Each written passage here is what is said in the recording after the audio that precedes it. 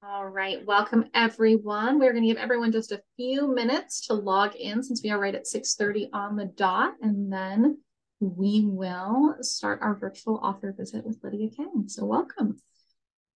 We are also very excited this evening that we are once again going to be doing a drawing for some books by our author for our attendees. So we have several, try and do the Zoom magic. We have several fantastic books by Lydia Kang that all of you who join us in person tonight are eligible to get. And so with that, my name is Kathryn Hunt. I am the director of the Lincoln Public Library, and I am so excited to welcome all of you, as well as our author, Lydia Kang, to our virtual author visit event tonight. Lydia is the author of, I think, over a dozen books now that span young adult fiction, as well as nonfiction and poetry. She's a graduate of Columbia University and the New York University School of Medicine, and is a practicing physician and associate professor of internal medicine on top of all of the writing that she does. She has a reputation for helping other writers with their medical accuracy and has recently joined the Star Wars universe by publishing a High Republic book titled Cataclysm. So welcome, Lydia. How are you? I'm well. Thank you so much. Thanks for having me here. Absolutely. We're so delighted you could join us. So you have written across a number of genres, which isn't necessarily the most common for a lot of the authors that we talk to. How did you get started working across so many genres? What kind of led you to write across those?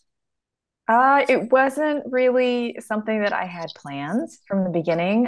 So my first book that came out was Control, followed by Catalyst. Got to make sure I don't say Cataclysm. Second, what was Catalyst, and those were with Penguin. They were both young adult science fiction novels, and um, there was just sort of like a bit of a drought after that. Like I wrote those books sort of at the peak of this sort of dystopian YA boom that had happened. And so by the time they came out, the boom was kind of over, as they didn't sell very well and they didn't get a whole lot of attention.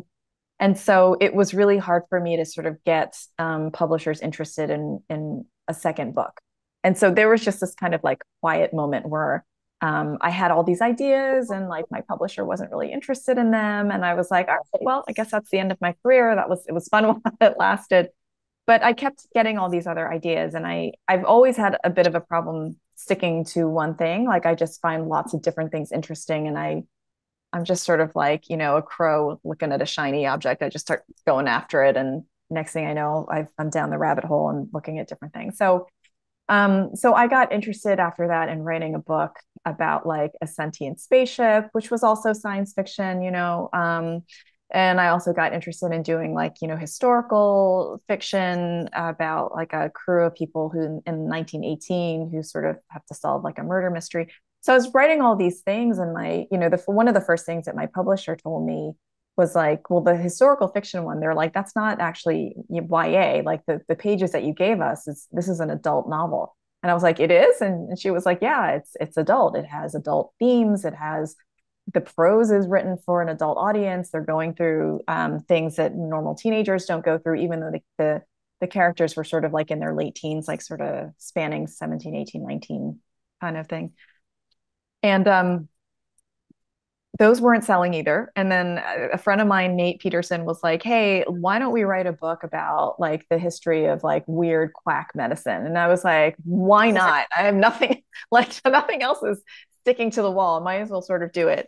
And so we put a proposal together, and then like boom, boom, boom, simultaneously, I sold one of the books. It was called The November Girl. I sold that. I sold A Beautiful Poison, and we sold Quackery, and they all came out the same year. And so it just sort of went from like nothing's happening to me just like sort of cooking multiple different books on the stove, just like wondering which one was going to boil over, and nothing was boiling over. And then all of a sudden they all sold. So it was really kind of I didn't expect it to happen. It was just me balancing a lot of different things and just trying things out. I didn't know what was going to stick. I didn't think all three were going to stick.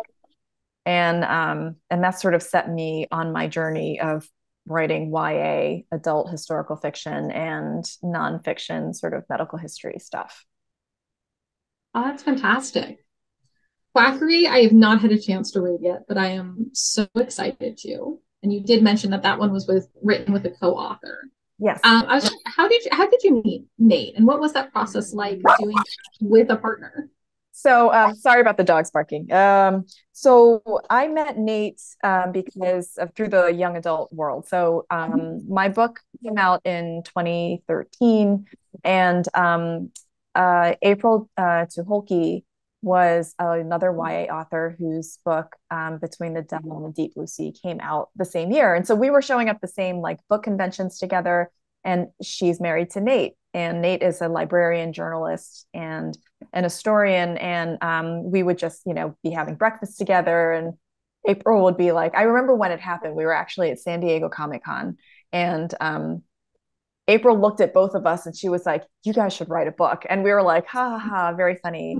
And she's like, no no no, Lydia, you have like all the science background, and like Nate has this sort of like history background and journalism stuff. You guys could like put your heads together and write something really fun. And that's how Quackery happened. It was sort of the idea of it was sort of hatched over a breakfast at San Diego Comic-Con. And then we decided, there wasn't really anything out there that was like Quackery. Like there were a lot of books on quack medicine that were kind of just sort of encyclopedic compendiums. They were a little dry, or they were just about very specific people or something like that. And we wanted a book to be really just a rollicking, fun book about these just horrible things that we used to do, but actually just with a good bit of humor in them. Just sort of like, we wanted to enlighten the audience about all the different things that we used to do and why we did them. But yes, they're really wacky when you think about them through the lens of modern medicine and like what we do today. But that book was an enormous amount of fun to write. It came out great. We were very pleased with working with Workman Publishing on that one. So that was awesome. Are there any stories or facts about some of these cures that didn't make it into the final edit that you still just really love? Yeah, actually, I wrote an entire chapter on phrenology, which is the study of the bumps of your head to try to figure out, like, what career you should have or what sort of tendencies you have. And, I don't know if you ever go into like old timey, like secondhand shops. Sometimes you'll see these like ceramic heads that are all like partitioned off with like a little map. That's all from phrenology. That's from like the turn of the century, of last century. And so we ended up cutting phrenology out because phrenology is diagnostic, whereas everything else in quackery is really about treatments. And we just, the books was getting really big and we just needed to like cut something out. But the fun thing is that I actually got to resurrect that chapter. I wrote a story, not a story. I wrote like an essay about it in a humanities journal. So that actually, that essay came out last year. So it's called Check Your Head. So that did get sort of resurrected at some point, and I'm going to probably re-resurrect it again for another upcoming book we have on pseudoscience. So that'll be fun as well. That'd be fantastic. Because you and Nate wrote Quackery, and then you wrote a second book together, correct? Yes. Right. We also wrote this one, has like really messy arc version. We wrote this one called Patient Zero. Um, and Patient Zero has a slightly more serious tone, but still very readable. It's sort of the history of all these different pandemics, but not just pandemics, also like the science behind a lot of what goes into understanding pandemics. So we talk about like how germ theory emerged. We talk about like the discovery of the microscope and autopsies, like all sorts of little sort of bits of information, debunking things like how Ring Around the Rosie is not actually about the plague, even though we all thought it was about the plague. Um, Stuff like that. So that was a much harder book to write. We wrote that during the pandemic.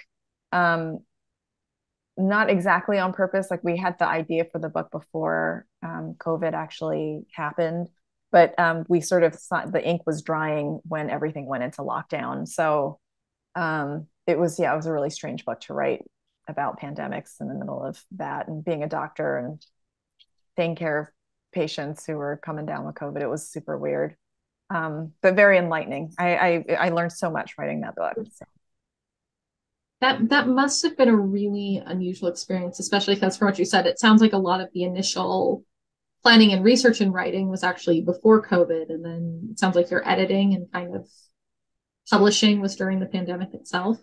We did a lot of the research and writing during the Mm. pandemic. And so oddly enough, the pandemic was bad for so many different reasons. On a professional level, I know a lot of people were working from home.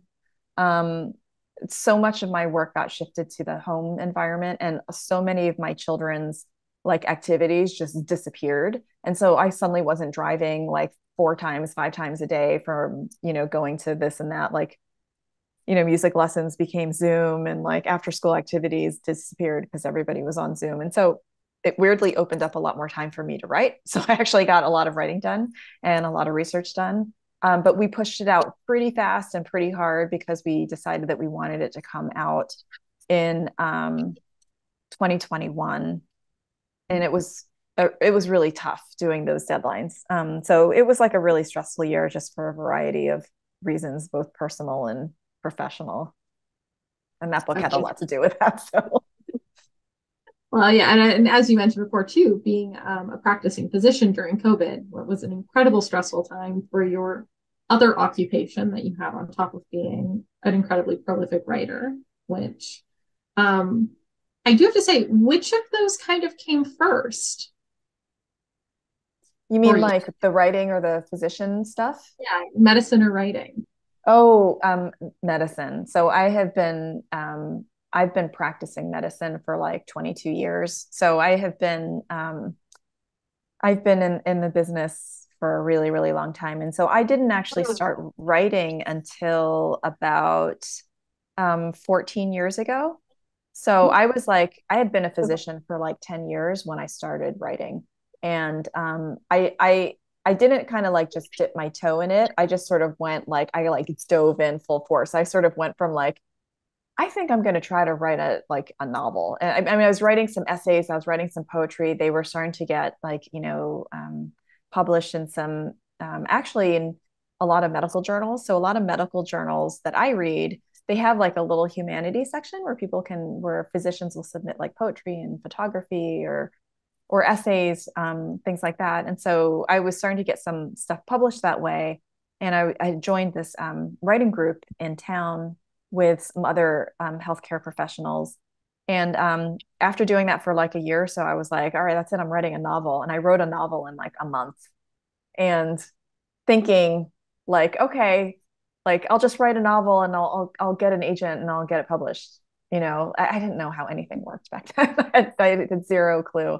Um, but once wrote one novel, I realized I was like, oh my God, I actually did this thing. This is like a big deal.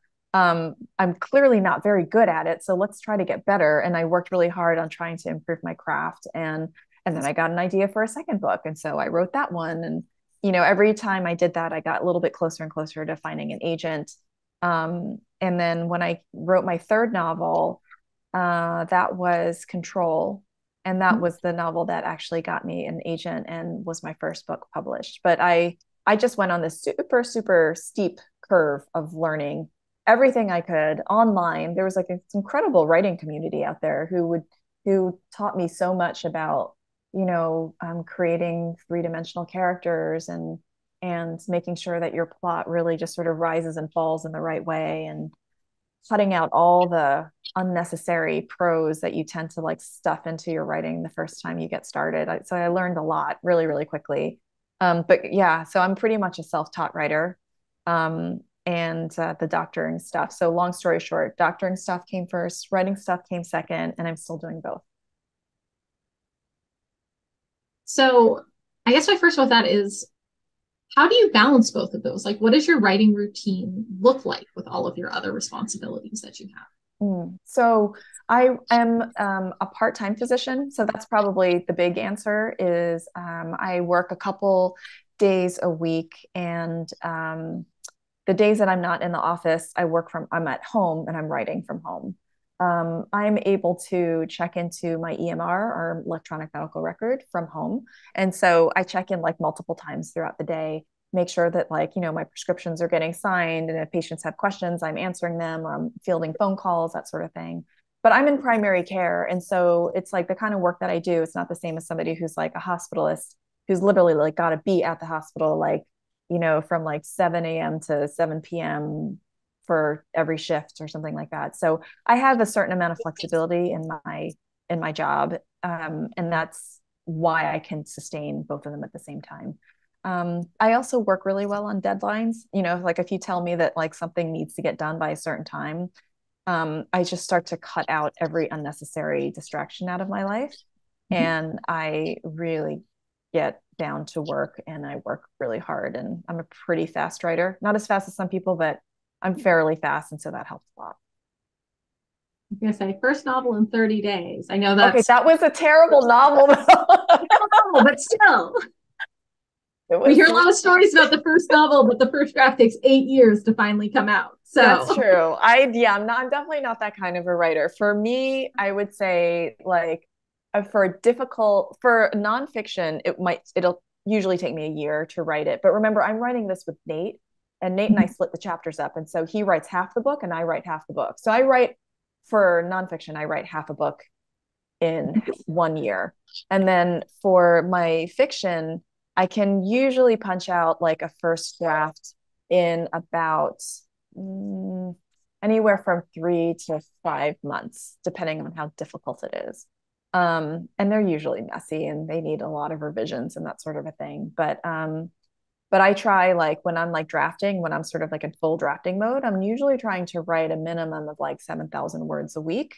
And if it's a really good week, I'm trying to write like 10,000 words a week. So if most novels are anywhere from like 80 to 100,000 words, you can imagine it takes me 8 to 10 weeks to write a first draft, and then include the fact that life gets in the way and vacations and things like that. So you sort of add a month to that. And that's usually how long it takes me. fantastic. Yeah. And it sounds like from how you're talking that your process is a lot of kind of that iterative of like getting the first draft out and having Yeah. something to work with rather than getting each page perfect before you move to the next one. Does that sound right? Yeah, that is. And, everybody has a different process. For me, I really stick to the fact that like, if there's nothing on the page, you have nothing to revise, but you can actually, if you write something, even if it's really, really bad, at least you can fix it later. So I usually find that if I just get it down, I can rewrite little bits of it and fix it up. And it's not nearly as bad as I think it is. But I have a major impediment, which is like if I just see that blank page, I'll sometimes just stare at that for like hours and nothing will happen because my fear of just having it come out perfect it's such a mental block. So I write these like little like cheerleading things on like post-it notes like around my computer that just says like it doesn't have to be perfect. You can't revise a blank page. Just like, let it be bad. Just write badly. It's because it's better than writing nothing. So that helps. But it's funny. Every single book I write, every first page, every blank page is so so hard, and it's like I've never done this before. I don't know why that happens, but it does. It's the blank page is intimidating. I think in any creative work, starting anew is always Yes, intimidating. it is. And honestly, like I do really silly things where like I'll have that first blank page and I'll be, paralyzed with like fear. And I will just type on the first line, I will just say, this is going to be very bad and it's okay, Lydia. Like I'm like literally just to have something on the page so it's not blank. And then I go on and then I delete the line. But it helps to do, silly things like that to sort of just get yourself going. Absolutely. Whatever works to Yeah, to get past that moment. exactly. Yeah. Absolutely. Absolutely. So you mentioned earlier, and I have to know to go back to it. And I apologize because this is a detour from your writing career, but you mentioned that That's Ring okay. Around the Rosie is not about the plague. And now I Yes. really need to know what it's about. Well, it's not exactly clear what it's about. But the concept that Ring Around the Rosie has something to do with the plague. Because when I grew up, everybody told me it was about the plague. It was like Ring Around the Rosie, pocket full of posies. Like the posies were supposed to be the flowers that you held because the stench of decaying bodies was so bad. Ashes had to do with like, the burning of corpses. We all fell down, which was like, you're dead. Or Ring Around the Rosie was also, some people said, was like the mark of the Black Death. Like it was like the rash that you get when you get the bubonic plague. But none of those things are true. So first of all, there is no rash like that, and when you have the bubonic plague. The second thing is that if you look back in time and find out when references to Ring Around the Rosie as meaning that it was a description of the plague, you only see it show up after the turn of the last century. So it's only in the 1900s that you start seeing people say, "Oh, this is about the Black Plague." The rhyme itself exists for quite a bit of time before that, and some people said that the falling down was like a curtsy, that ashes was actually achu, that Ring Around the Rosie was actually like a type of like rose tree. So it is still a childhood sort of rhyme, but it doesn't necessarily have anything to do with illness or anything like that. It's just unrelated, but I think that's what many people in my generation grew up with. Like we all thought that's what it was about. And there was something macabre and awful about being able to sing it and being like, ooh, do you know what it's really about? But it's not at all. I was gonna say, I too had that experience as a child, and in fact, relishing in being the person who was like, "Ooh, do you know?" And I think that's sometimes a part of childhood that's also, I don't know, kind of urban legends and everything else. That Yeah. It's kind of fascinating how those things sort of turn into, the truth that you know them. But then like if you actually dig around and look, you realize, no, that's not actually it, but it's kind of a fun idea. The idea that's what that's from. But yeah, that was fun to look that one up. That was neat. absolutely. So, from your intro, you have a little bit of a reputation of authors coming to you for help with medical accuracy. Is that Mm-hmm. correct? Yes. Yeah. What is the most fun question one of your fellow authors has brought to you? Um, I do get questions about like, will certain doses of medicine kill somebody? Or like, how would you actually die if this poison came to you? And it's funny because I didn't take any courses in toxicology per se, but I actually ended up buying this like huge toxicology book. It's like this thick. It was written by a professor actually at NYU where I trained. He was super famous for toxicology, Dr. Goldfarb.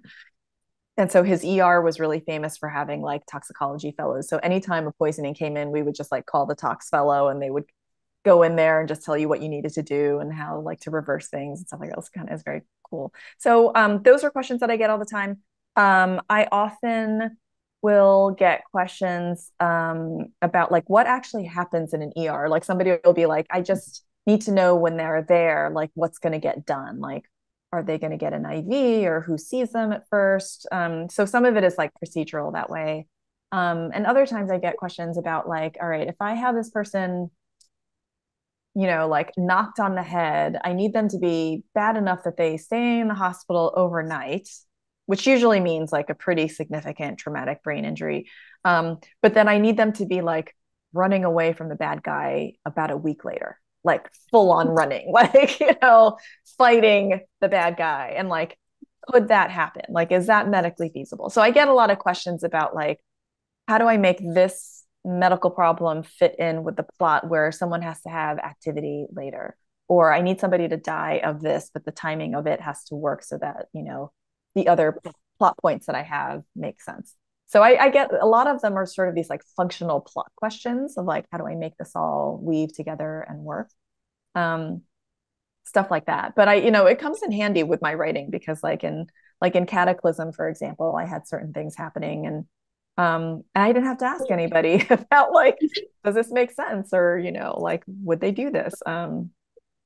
Yeah, that was kind of it's very useful because it's very easy for me to look things up. If I'm not exactly sure about like a detail, I know how to get the answers pretty easily. And I also have a lot of friends. Like I have friends in like orthopedics and oncology. My husband's an oncologist.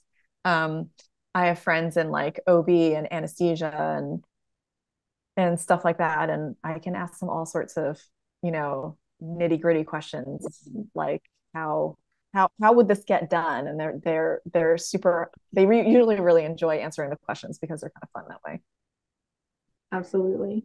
To say this is going to reveal too much about what I read, because my initial thought when I heard that you provide that medical accuracy was like, oh, how do people die of poisons?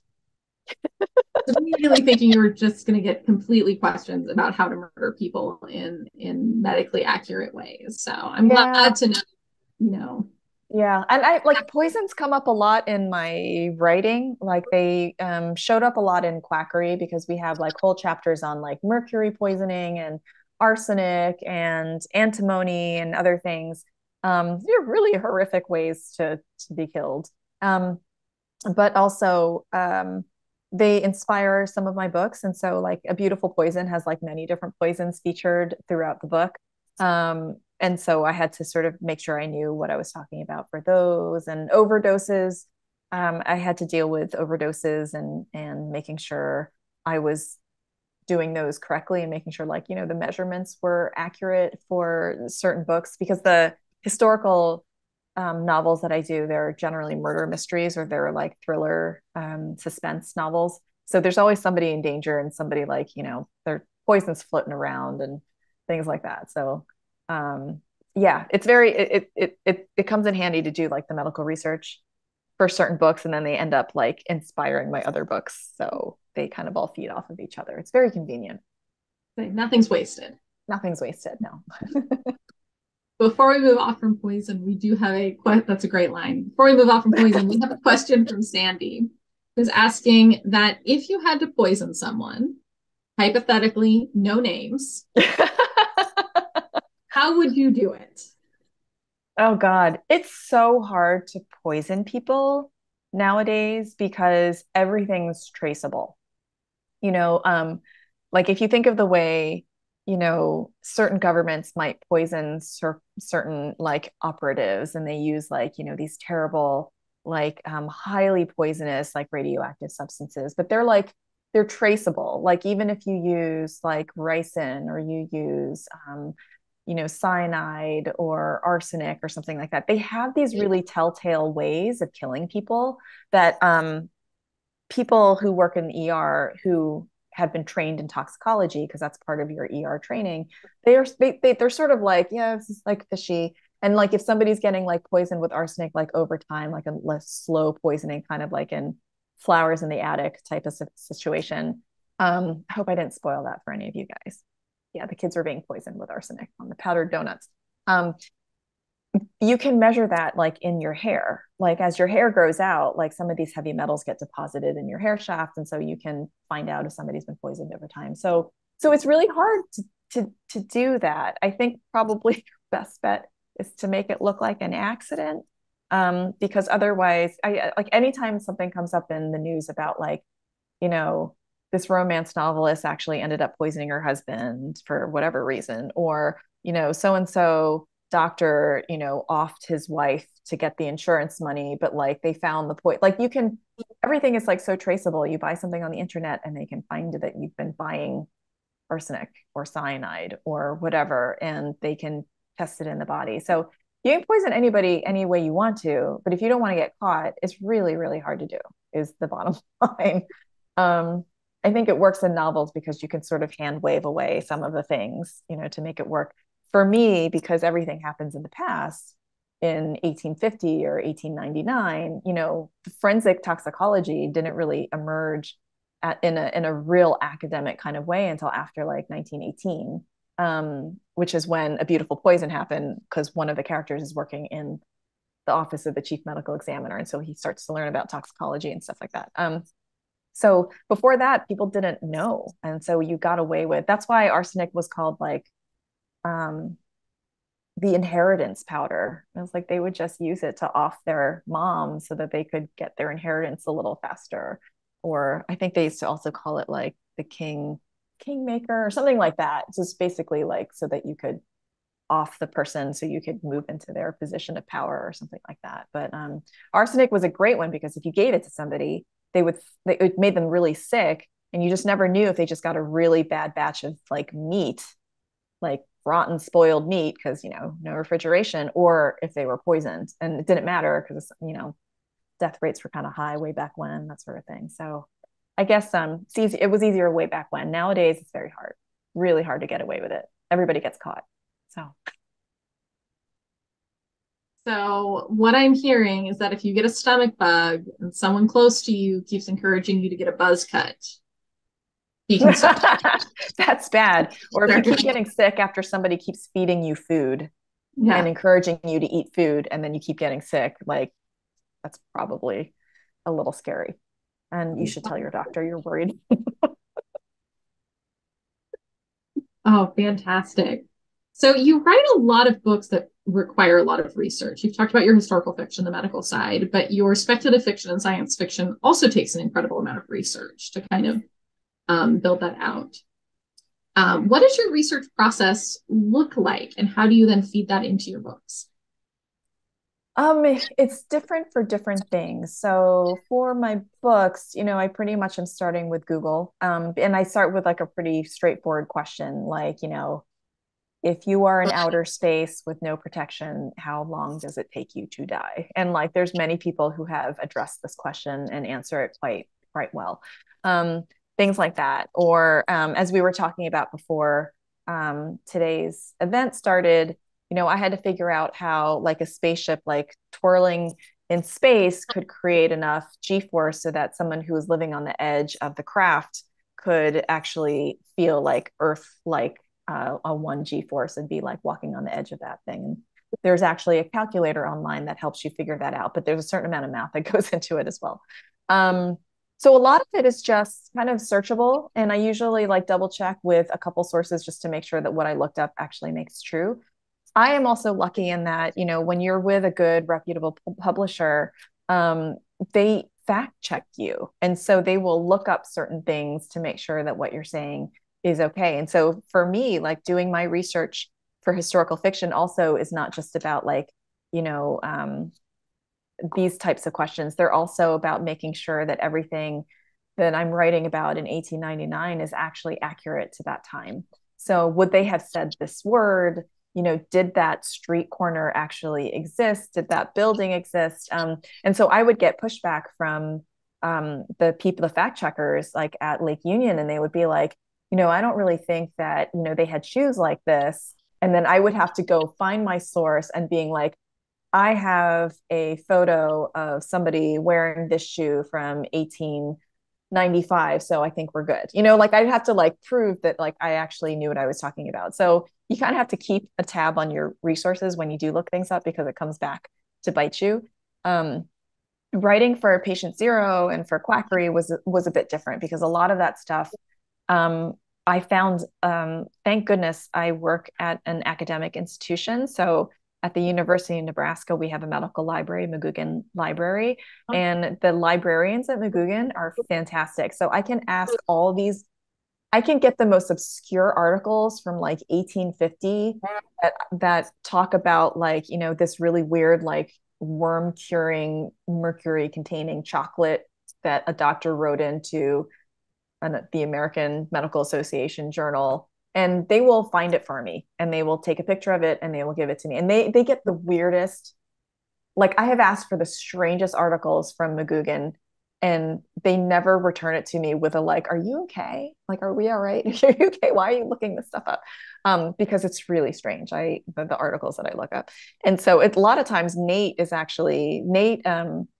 working for an historical society, but he is not associated with like a medical library. And so sometimes he's like, Lydia, can you find this article for me? And I had to go and ask my librarians to like go dig it up for him, because they are hard to get sometimes. So I want to say big thank you to the librarians at my university. They are fantastic. It helps to have a medical background to be able to look up some of this research stuff, because I have different web sources that I can go to and put in my searches and look for things that are historic.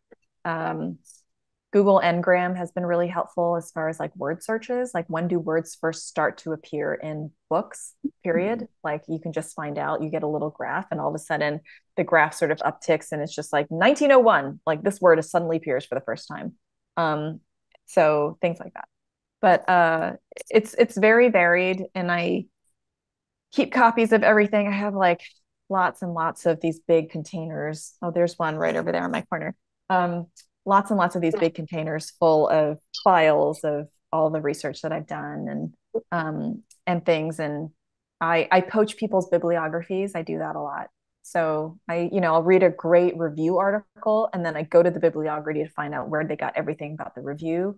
And then I try to find, when possible, I try to go to the original sources, but that's not always possible for me. And so I just try to do my very best to get accurate stuff. If I find something online and it's going into a medical history book like Patient Zero or Quackery, I have to make sure I find it in more than one place to make sure that it's not just this one person saying something, because people are wrong.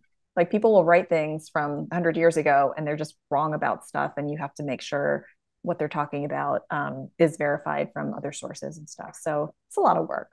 It's a lot of work. It gets tiring after a while. Like I remember every time I write historical fiction afterwards, and I'm like, never again. I'm not doing this again. Because it slows down your writing so much, because you'll be writing something and you'll be like, and then she reached for the doorbell, and you're like, are there doorbells in 1850? Oh. And then you can't write the scene because you have to go down this rabbit hole finding out like, were there doorbells? Were there buzzers in tenements? Like that one killed me for ages. And in 1918, there weren't buzzers. You just walked into the tenement and you just went upstairs. Like, but it took me forever to find the answer because I lived in New York for a really long time. And it was like anytime you went into a building, you'd buzz yourself up. And I was like, when did that happen? So yeah, there's all these like small details that maybe nobody cares about but me. But I can't move forward unless I figure them out. So you just get into the habit of looking things up and figuring out how to find out the answers, and it's usually fun. Sometimes it's a little bit of a headache, but it's mostly fun. I was going to say, you and clearly you're fact checker. I find that fascinating with things like the shoes. And I do have to say, I'm sure, speaking as librarian, I'm sure your university librarians absolutely love all your requests. I Getting hope so. questions you never even thought of is the best part of our job, I think, many times. Um, but I guess I'm wondering, with especially kind of like the fact checker question, have you ever kind of altered some of the pieces that you have in your historical fiction that were accurate, but read as so anachronistic that like your Mm-hmm. editors or you were afraid that even though you have the picture, let's say, of the shoe, no one's going to believe that you have the picture of the shoe from that time period. Right, Ever right. happened? You stick to your guns if you've got the evidence in the background that it was there. Um, I think like there was, I think like in 1918 there were electric cars, and I think I left that out. I think I left that out as like a major thing to be seen on the road because it felt so anachronistic, but it was like a real thing then. And so I was like, I better, like, I know this is technically real, but like people are going to doubt me. So I was like, I'll just kind of leave them out. So that was like one thing that I was sort of shocked to find out about. I'm That shocked those, to find out about that. yeah, yeah. I was sort of like, oh my God, there are electric cars. That is like the weirdest thing. So that was one of them. And then, I'm sure there were others that we decided to pull out. I think there might have been like word choices that I had where somebody said, this sounds a little bit too modern. And I would be like, but yeah, no, people actually would talk like that. And they were like, yeah, but if it pulls somebody out of the story and makes them question the legitimacy of like, is this accurate or not? Then you sort of lose them, you lose their trust, even if it is real. And so there's like a time to sort of like stick to your guns and be like, all right, I'm definitely going to like just make this happen. And there are other times. So you sort of choose your battles on things like that. But most of the time, I can usually tell when I'm reading it if it works or not. And my agent, Eric Myers, he's like a walking anachronism. Like he looks like a 19 like 30s movie star. He just has this sort of like old timey glamour about him. And he loves like architecture from like, way back when and stuff like that, and old movies and stuff like that. And so he will read my stuff and he'll be like, this is, they wouldn't say that. Like, so he'll pick stuff out that he sort of knows, like, this is too jarring to be careful about, stuff like that. So it's very helpful to have him read my stuff as well. Fantastic. So one last question on research comes from Linda, one of our attendees at our event tonight. And she's mentioning your book, Opium and Absinthe, which was the pick for the library's mystery book club. Mm-hmm. If you don't come to our mystery book clubs, attendees, please do. All the information's on our website. But Linda's question about opium and absinthe is that your level of detail about male and female relationships in the 19th century was very detailed. And she's curious how you did that research, especially since Tilly was such an inspiration with her strength and perseverance. Um, some of the research from that time came from reading books that were published around that time. And so it's hard to, like, Age of Innocence, things like that. So it was hard to, I've done this every time I've written something um historical, in that I've read books that were contemporary of the time. So what we would consider a contemporary novel that takes place in 2020, I would read novels that took place at the time that those books, my book was needed to be. So I would just poach them. Like, I would read through them and I would make these long Word documents. Like, anytime somebody said something that felt like very like just of that time, I would just write it down. And so I had all these like lists of like phrases and sayings and things like that. Um, but I was also reading into sort of how relationships were, how women's place in society was, what men were allowed to do, what they were allowed to say, how they were dressed, how they moved around in ballrooms, what they were, they weren't really allowed, women weren't allowed to really sort of be by themselves. They always had to be accompanied by somebody. And um, so you just sort of, and then you also watch movies at the time, which may or may not be like quite as accurate. But you kind of take it with a grain of salt, and just sort of immerse yourself in the time. And I would do that to the point where I could start seeing what it was like to move around in that world. Like, I could close my eyes and step on the street, and I could imagine, I knew what it smelled like. I knew what the street looked like under my feet. I knew what the storefronts looked like, and I knew where I was going, because these are all in Manhattan, so I would have these like gigantic maps that I would print out, tape together, and blow up. And so I knew exactly what things look like. But it took a lot of, this is again one of the reasons why every time I write a historical novel, I'm like, I'm not going to do this again. It's so much work to immerse yourself in that time. And if I was lazier, I would just write more books in like the same year. Like, just everything takes place in 1899. But then I get bored of that time period, and then I like want to move on to something else. So but yeah, that's kind of how it does. But it comes from just I would say the biggest thing about like relationships is like, find books that came out at that time that really illustrate that period of time. And a lot of times those are historical novels too. Like, it might be something that's written in 1930, but it takes place in 1890, but it was written by somebody who lived during that time. And so that they're going to be fairly accurate about it. So yeah, just a lot of reference books, basically. And by reference book, I mean novels and things like that. I think that idea of using novels as kind of research, particularly for how people would speak to each other, interact, is Mm-hmm. really brilliant and not something that I've heard before. But it would be, particularly when we're writing about our own time, our characters interact in ways that make sense to us within our current cultural mores. Yeah, yeah. And so I would like, I would go through Wikipedia, and I would find out like every book that was like published, let's say for A Beautiful Poison, like all the books that were published between like 1916 and 1920. And I would look through them and I would be like, all right, which one of these am I going to read? And so I ended up reading a lot of F. Scott Fitzgerald. I ended up reading the diaries of Ernest Hemingway. Those were fantastic because they're just letters, and it's his speaking voice. It's just him talking to his friends, his family members. And he's the one who says stuff like, oh my God, she was such a patootie. and that means like, that was a hot lady. Things like that, and that ended up in the book, so stuff like that was absolutely, it was just a gold mine. It was so useful and interesting while I was at it. So And I know I said that was the last question on research, but we actually do have another one from Sharon, who is listening to Quackery as an audiobook. And she's coming that there you have so many specific stories in the book. I was wondering how you found that level of detail for that one. um again, it came down to, like, we would cast a wide net. Like when I was writing the chapter on Mercury, um, it just really started with me Googling like crazy, like everything on Mercury that I could find, like reviews on the history of Mercury use, this and that, right? So I'm just reading like all over the place. It's like a million different things. And then as I'm doing that, you start to see these little, like, people mention these little anecdotes about like, oh, well, when Benjamin Rush, was treating yellow fever in Philadelphia, he was using these like huge amounts of like mercury, and they were like, people called him like a quack, and like they were doses fit for a horse and stuff like that. And I'm like, oh my god, I have to include this. This stuff is like great. It's horrific, but also like it's a piece of our medical history.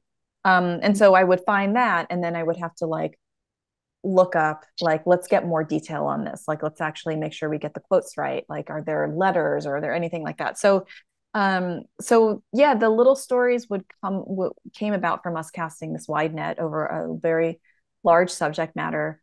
And then, because usually there's somebody famous associated with all of these things, like with Mercury, we talked about Benjamin Rush. We talked about, I'm totally blanking on her name, but there's this like super famous actress from like 1910 or something like that, who like accidentally drank like bichloride of mercury and killed herself because she drank the wrong thing. It was like, the bichloride of mercury is like a super caustic chemical, and you're supposed to use it to dab it on your skin for, like, you have syphilis wounds, you're supposed to dab it on your skin so it like burns the skin.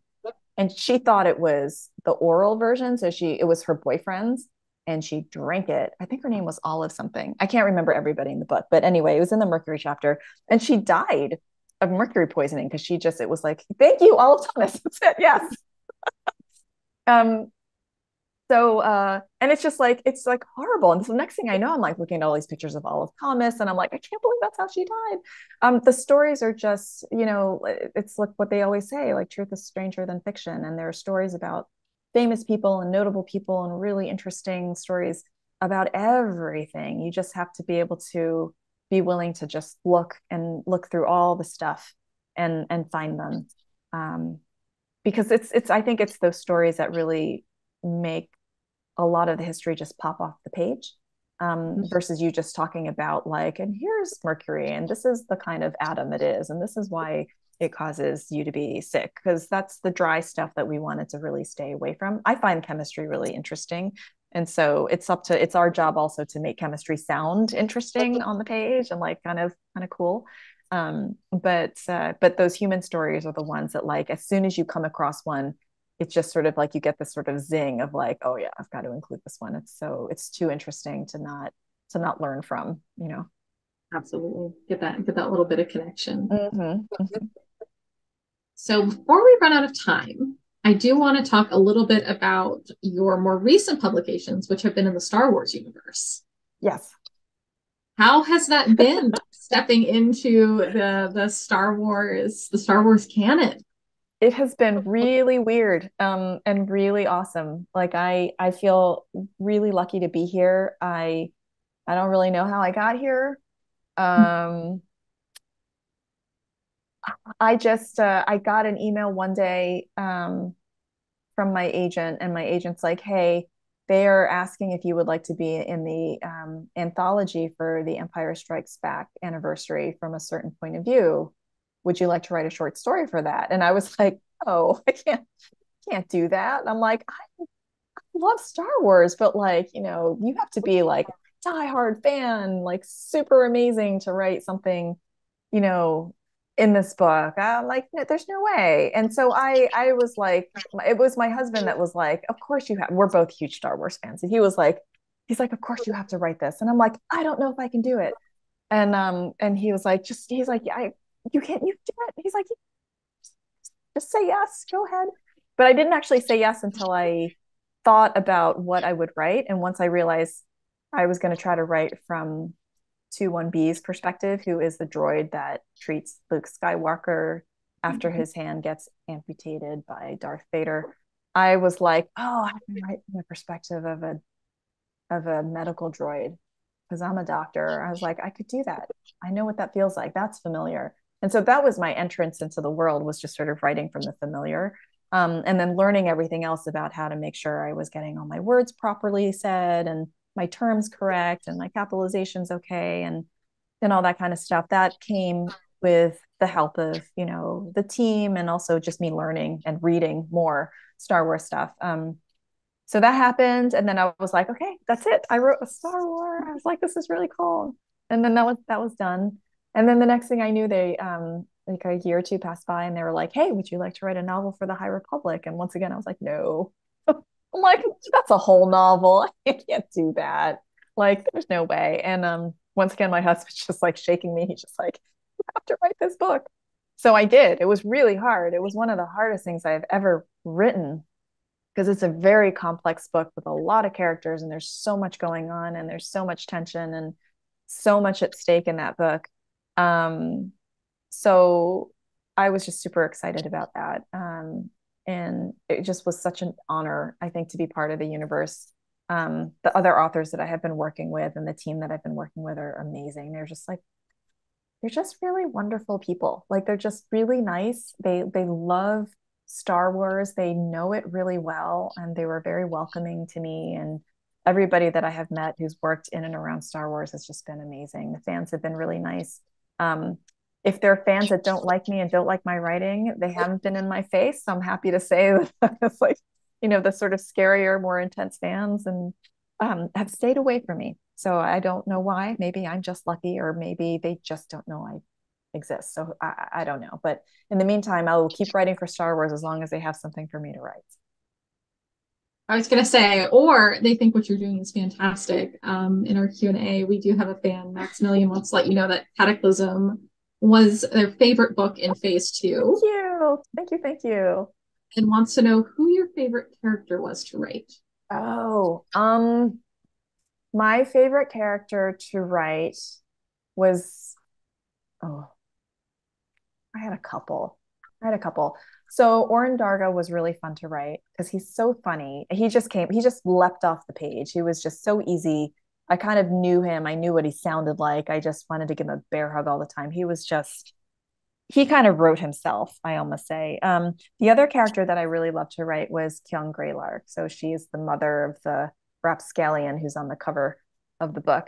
And she is one of the two chancellors of the Republic at the time. And she had a very minor part in Convergence.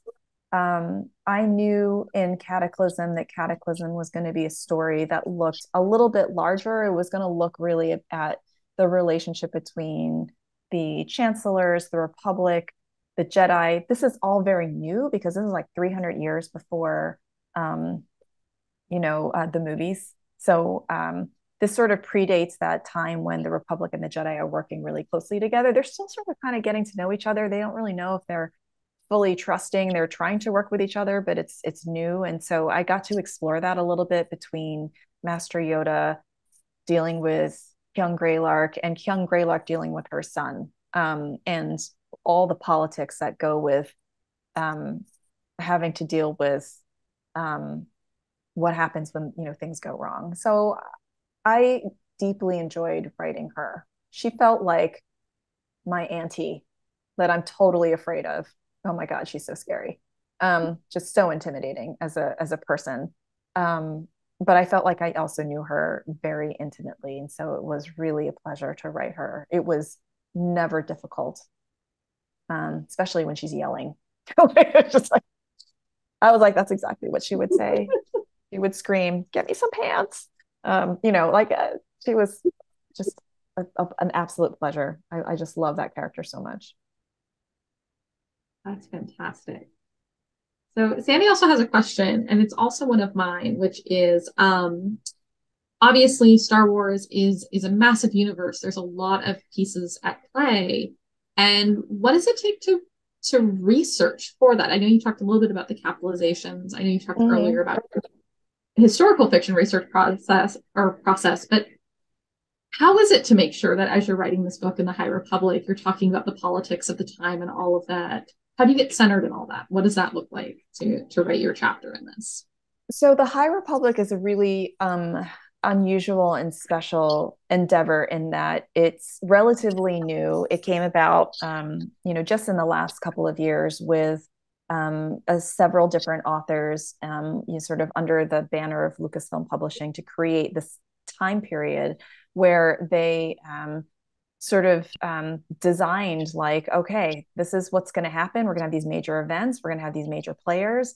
And so a lot of that stuff, a lot of that scaffolding was there for me to just immerse myself in. But not only just that, but like I had access to like, I was like getting these like characters, these giant character encyclopedias of like all the different aliens. I was getting, these big encyclopedias of like all the different um, ships that exist in the Star Wars universe, just so I could get comfortable with the lingo of like, what do you call this part of the ship, and what do you call this part of the ship, um, things like that. But I made a lot of mistakes. I would like talk about certain things in certain ways, and they would be like, "Yeah, it's not called that," or like, I would give a Jedi a certain power, and they'd be like, "You can't do that."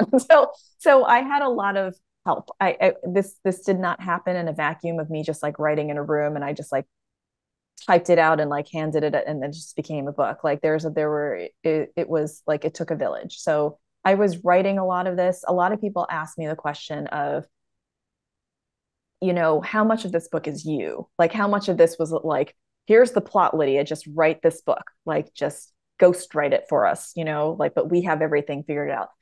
So much of this book, like the vast majority of things that happen in the plot is all me. Like I made all the decisions about how everything ended up in Dalna. I made all the decisions about which characters were going to be, um, which characters were going to be in this book. And so, yeah, it was a lot of it. They really give so much of that power to the author, which I think speaks to how generous they are as far as really trusting the creativity of the authors and trusting in sort of the love that we have for the universe, that we're going to do a good job with it. So it felt very precious to me. Like I knew that they were handing me a lot of work to do. I knew they were handing me a lot of responsibility. And so I worked really, really hard on it. And it was a lot of work. It was some very intense periods of time during the writing of this. I mean, there was like, I just remember being like, okay, let's get these revisions back. Give it to us back in 5 days. And like, I would get it like the Wednesday before Thanksgiving. And I'd be like, all right, looks like I'm working on Thanksgiving. Because everything in the High Republic works at a very, very high speed. It's very, very intense. And I was happy to do it. Honestly, it was a lot of work, and it was like I said, I earlier on, I was like, it's one of the hardest books that I've ever written because it has so many characters and there's so many things going on. Um, I have actually a storyboard from writing the book that I will show you. Hold on one second.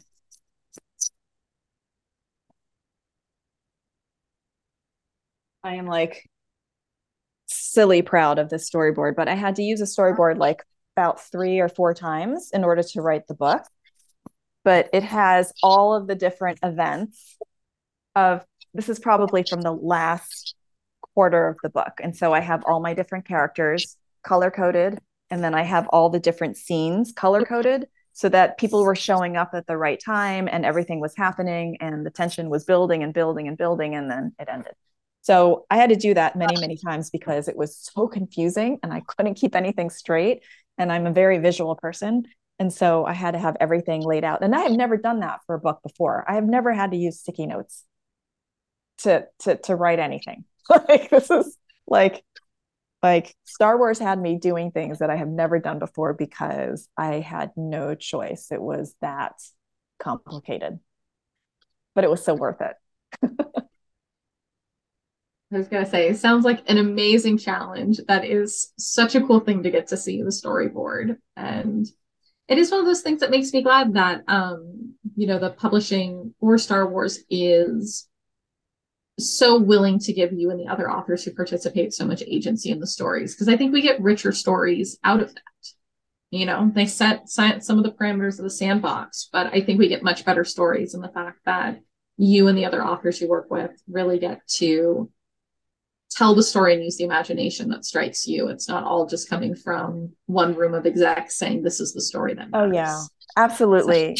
And I think it shows in the stories. I mean, I think like I mean there were certain scenes in Cataclysm that like I would write the scene and I would be crying. And then I would reread the scene to revise it and I would be crying. And then I would get like, the revisions and the first pass pages. And as I'm reading through the scene, I'm like, start crying again. I'm like, okay, I must be doing something right because this is such an upsetting scene for me.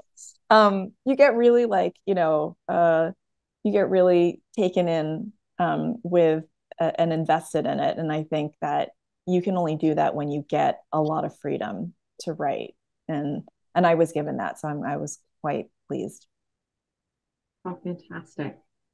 All right. We are just past 7:30. I have one question left that Sandy has been waiting on quite patiently Sure. that I've not been able to work into our conversation, and that I do want to get answered before we leave. So Sandy is wondering whether there's an era of the past you would enjoy living in and could survive in, despite whatever the medicine of the day might have been.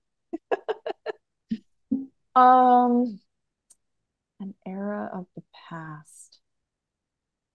Probably it would be like the Gilded Age. I think that would be really amazing. I would probably still die from something terrible, but I would have a chance because germ theory would have like just made it past like just like, it was actually understood and people are actually washing hands during surgery and stuff like that. So, yeah, it would probably like be just before the turn of the century, 1890s, something like that, maybe just around 1900, just when like things were starting to like everything was exploding, like technology was changing, science was changing. Um, I would probably still have to wear a corset, which would be a super bummer. But it would be worth it if it was just a short period of time. Um, Aim toward 1900, because then by the end of the yeah, I decade, know that's true. What I really should aim for is like 1920s because corsets are gone by then, and yeah, flappers and just everything's more comfortable, that sort of thing. But yeah, I that would probably be the time that if I could say like just go back and visit for a month, I'd like to be there because I could handle a corset for a month. But the other thing is like, do I go back to Korea in 1890, which is where my ancestors would be? Or do I go to like, the United States and Europe? And would I look like this? Because I'd have problems if I look. So there's all these like weird questions that start to pop into my head about like, how do I get away with that? How would that be? How would I do that? It's just kind of funny. It's funny to imagine those types of things. Um, so many variables. So yeah, so I guess that would be my answer. absolutely. No, definitely any of the time travels, definite questions start to pull into high relief, how much movement we have in the world today, Mm-hmm. how rights and opinions about groups of people have changed over the course Mm-hmm. of history. And yeah, it gets complicated going into the past very It quickly. does. It does. Absolutely. All of a sudden you're like, I have to use what kind of bathroom? Oh my God. People would be like, why are you washing your hands? What's wrong with you? And I'd be like, I don't want to get cholera. And they'd be like, what is that? So anyway, yeah, Maybe the cholera has nothing to do with water. they would be like, I understand why you're doing that. And like, and I'd be like, fine, I don't want to get polio. And they'd be like, what's polio? Oh God. We would be such weirdos because we would be like hygiene fanatics and they would be like, we don't understand why you need to bathe so often. Like something's wrong with you. Yeah, they absolutely think we're part of some cult. That's just a Oh, they thing. would. They would. Yeah. Absolutely. Well, Lydia, thank you so much for joining us. This has been such a wonderful conversation. And to all of our viewers, we do have many of Lydia Kang's books available in the library. Quackery is available on Hoopla. We definitely do have on the shelves. Well, always is magic. Cataclysm, fantastic entry in the Star Wars High Republic universe. And we can't wait to see what comes out next, Lydia. I'm sure it's going to be fantastic. Thank you so much for having me. I really enjoyed talking with everybody. You guys asked like really good questions too. So excellent job. And thank you so much for having me. I hope you guys win my books and enjoy them. Absolutely. Thank you so much, Lydia. Have a wonderful night and have a wonderful night, everyone. You too.